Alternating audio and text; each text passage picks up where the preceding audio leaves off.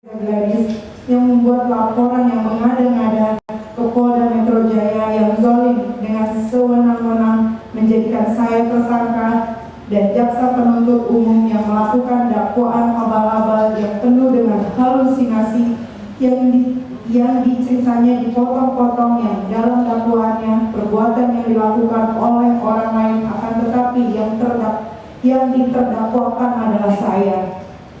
Dan saya yang dijadikan korban kezaliman yang penuh dengan diskriminasi dan kriminalisasi. Majelis Hakim yang mulia, berikut ini saya sampaikan keberatan saya yang merupakan bagian yang tak terpisahkan dan merupakan satu kesatuan dengan nota keberatan yang dibuat dan dibacakan oleh penasihat hukum saya untuk membuktikan bahwa saya tidak melakukan tindak pidana pencemaran sebagaimana dakwaan zalim yang dilakukan oleh jaksa penuntut umum kepada saya sebagai berikut. Dakwaan pertama. Ke-1, terdakwa Nikita Mirzani didakwa melakukan tindak pidana mereka yang melakukan, yang menyuruh melakukan, dan yang turut serta melakukan perbuatan dengan sengaja dan tanpa hak mendistribusikan dan atau mentransmisikan informasi elektronik dan atau dokumen elektronik dengan maksud untuk menguntungkan diri sendiri dan atau orang lain secara melawan hukum, dengan ancaman akan membuka rahasia, memaksa orang supaya memberikan suatu barang yang sebagaimana atau seluruhnya milik orang tersebut atau milik orang lain. Perbuatan terdakwa sebagaimana diatur dan diancam pidana dalam pasal 45 dalam kurung 10 huruf A junto pasal 27 ayat 2 Undang-Undang Republik Indonesia Nomor 11 Tahun 2008 tentang informasi dan transaksi elektronik sebagaimana yang telah diubah terakhir dengan Undang-Undang Republik Indonesia Nomor 1 Tahun 2024 tentang perubahan kedua atas Undang-Undang Republik Indonesia Nomor 11 Tahun 2008 tentang informasi dan transaksi elektronik junto pasal 55 1 ke 1 Kitab Undang-Undang Hukum Pidana. Atau kedua, mereka yang melakukan, yang menyuruh melakukan, dan yang turut serta melakukan perbuatan dengan maksud untuk menguntungkan diri sendiri atau orang lain secara melawan hukum dengan ancaman pencemaran nama baik dengan lisan maupun tulisan atau dengan ancaman akan membuka rahasia, memaksa seseorang supaya memberikan sesuatu yang seluruhnya atau sebagian kepunyaan orang itu atau orang lain, atau supaya membuat hutang atau menghapuskan piutang. Perbuatan terdakwa sebagaimana diatur dan diancam pidana dalam pasal 369 ayat 1 Kitab Undang-Undang Hukum Pidana junto pasal 55 ayat 1 ke 1 Kitab Undang-Undang Hukum Pidana. Dan kedua, mereka yang melakukan, yang menyuruh melakukan, dan yang turut serta melakukan perbuatan menempatkan, mentransfer, mengalihkan, membelanjakan, membayar, menghibahkan, menitipkan, membawa ke luar negeri, mengubah bentuk, menukar dengan mata uang atau surat berharga, atau perbuatan lain atas harta kekayaan yang diketahuinya atau patut diketahuinya atau patut diduganya merupakan hasil tindak pidana sebagaimana dimaksud dalam pasal 2 ayat 1 dengan tujuan menyembunyikan asal usul harta kekayaan. Perbuatan terdakwa sebagaimana diatur dan diancam pidana dalam pasal 3 Undang-Undang Republik Indonesia Nomor 8 Tahun 2010 tentang pencegahan dan pemberantasan tindak pidana pencucian uang junto pasal 55 ayat 1 ke 1 Kitab Undang-Undang Hukum Pidana. Majelis Hakim yang mulia, sebagai seorang wanita yang bukan berlatar belakang pendidikan formil di bidang hukum, izinkan saya menyampaikan keberatan pribadi untuk mendapatkan keadilan atas tindakan zalim yang saya alami berdasarkan fakta, dan dengan ini saya mengetuk hati nurani dari Majelis Hakim yang mulia. Majelis Hakim yang mulia,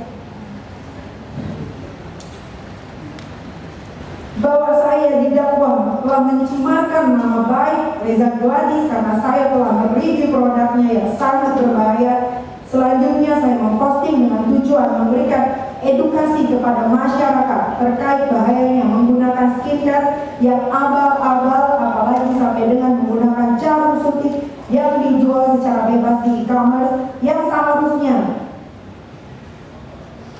dijual di klinik kecantikan dengan pengawasan dokter spesialis.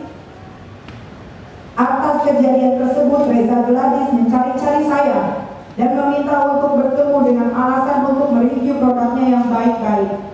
Saat ini, saya ini public figure, orang kenal saya yang sudah punya nama, dan setiap yang ingin bertemu dengan saya, pastinya saya akan anggap itu adalah bisnis yang bernilai. Tidak bisa sembarangan orang dengan tiba-tiba ingin bertemu dengan saya tanpa alasan yang jelas, karena saya pernah trauma dimanfaatin hanya untuk mengejar popularitas saya saja. Semua berjalan dengan perhitungan bisnis, termasuk dengan adanya permintaan Reza Gladys untuk mereview produknya dengan baik-baik.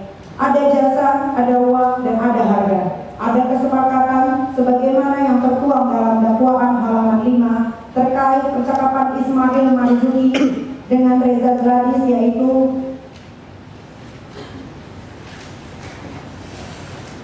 jadi kalau misalnya Reza pengen kita tidak speak up, ada di site-nya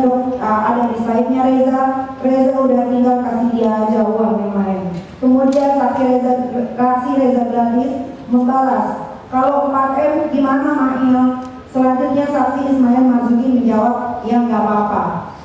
Percakapan tersebut adalah sebuah percakapan dan berbentuk kesepakatan di mana adanya jasa dan harga yang dibayarkan yang bernilai bisnis, dan itu sudah biasa saya lakukan, yang merupakan pekerjaan saya untuk endorse dan mereview produk, baik produk kecantikan atau produk lainnya. Akan tetapi setelah adanya transaksi kesepakatan dan ada pembayarannya, yang ada saya malah dizolimi oleh Reza Gladys dengan menjadikan saya dan sahabat saya sebagai tersangka di Polda Metro Jaya.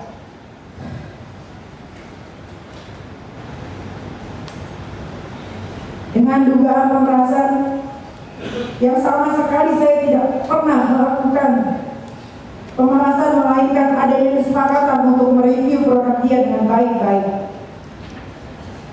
Bahwa perlu majelis hakim yang mulia ketahui, di dalam perkara yang sedang saya hadapi ini sudah ada perkara perdata yang sedang berjalan, yang saat ini sedang dalam tahap mediasi, yaitu dalam perkara perdata nomor 489-G-PD-2025-PN Jakarta Selatan, terdakwa Nikita Mirzani sebagai penggugat 1, terdakwa Ismail Marzuki sebagai tergugat 2, selanjutnya Reza Gladys sebagai tergugat 1, dan Auto Mufid sebagai tergugat 2, di mana objek dalam surat dakwaan nomor register perkara PDM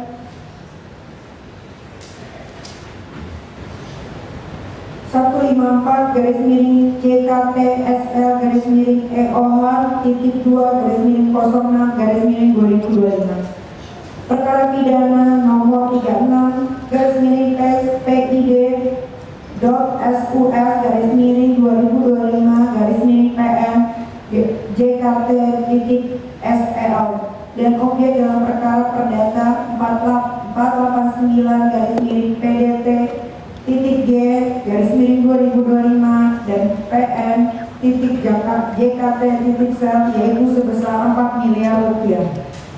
Adalah sama bahwa ada pun salah satu permintaan atau petitum terdakwa Nikita Mirzani sebagai penggugat 1 dan Ismail Marzuki sebagai penggugat 2 dalam perkara perdata nomor 4-PDT.G-2026-PN.JKT.SLL adalah menyatakan pembayaran uang kesepakatan kerjasama terhitung sejak tanggal 19 November 2025 sampai 19 November 2000 sejak tanggal 19 November 2024 sampai 19 November 2025 mengenai mereview baik-baik atas produk skincare tergugat 1 sebesar 4 miliar rupiah yang diterima penggugat 1 adalah sah.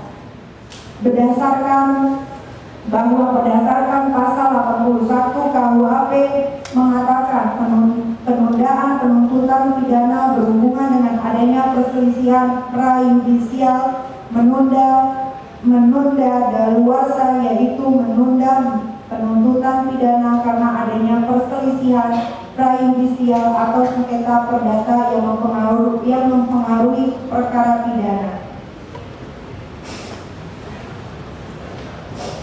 Bahwa berdasarkan pasal 1 Perma nomor 2 tahun 1956 mengatakan apabila dalam pemeriksaan perkara pidana harus diputuskan hal adanya suatu hal perdata atas suatu barang atau tentang suatu hubungan hukum antara dua pihak tertentu, maka pemeriksaan perkara pidana dapat dipertangguhkan untuk menunggu suatu putusan pengadilan dalam pemeriksaan perkara perdata tentang adanya atau tidak adanya hak perdata itu.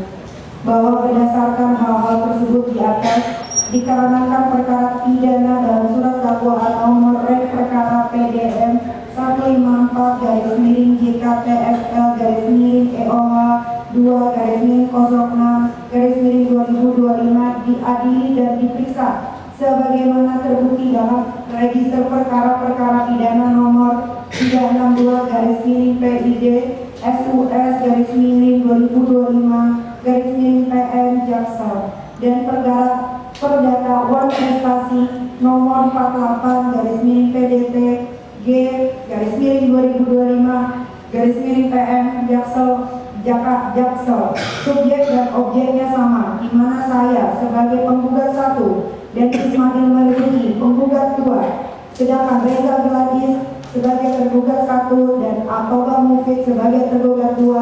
Maka dengan ini saya mohon kepada Yang Mulia memutuskan dengan 1. Menetapkan dakwaan nomor rek perkara PDM 154-JKTSL-EOH 2-06-2025 yang diperiksa dan diadili dalam perkara nomor 362-PID SUS-2025-PN Jaksel untuk ditangguhkan atau dihentikan dahulu sampai perkara perdata nomor 489-PDT G-2025-PN Jaksel selesai dan berkekuatan hukum tetap.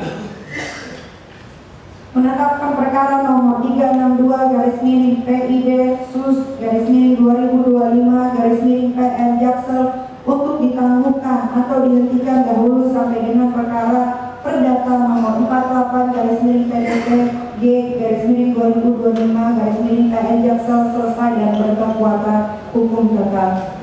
3. Bahwa alasan yuridis permohonan saya sebagaimana telah ditentukan dalam pasal 31 KUHP dan pasal 1 Perma nomor 1 tahun 1956. Dengan ini terdakwa Nikita Mirzani mengajukan permohonan agar perkara pidana dalam surat dakwaan perkara PDN 154-JKTSL-EOH 2-06-2025 perkara nomor 362-PID SUS-2025-PN Jaksel untuk ditangguhkan atau dihentikan dahulu sampai dengan perkara perdata nomor 48-PDT G-2025-PN Jaksel selesai dan berkekuatan hukum tetap yang saat ini dalam tahap mediasi di Pengadilan Negeri Jakarta Selatan.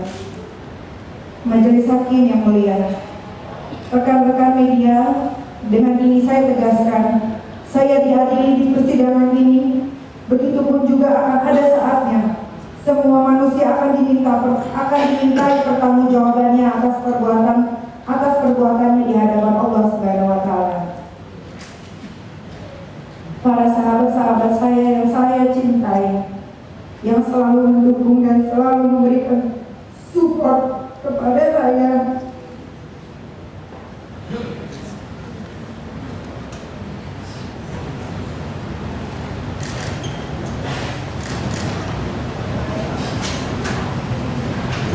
Dengan ini saya menyatakan bahwa saya tidak pantas ditahan atas kerugian yang merupakan kesepakatan dalam bisnis, yaitu senilai 4 miliar rupiah. Dan saya nyatakan di persidangan ini bahwa jaksa penuntut umum telah melakukan perbuatan zalim dengan membuat fitnah keji dalam surat dakwaan yang ditujukan kepada saya. Majelis hakim yang mulia, hadirin yang saya cintai,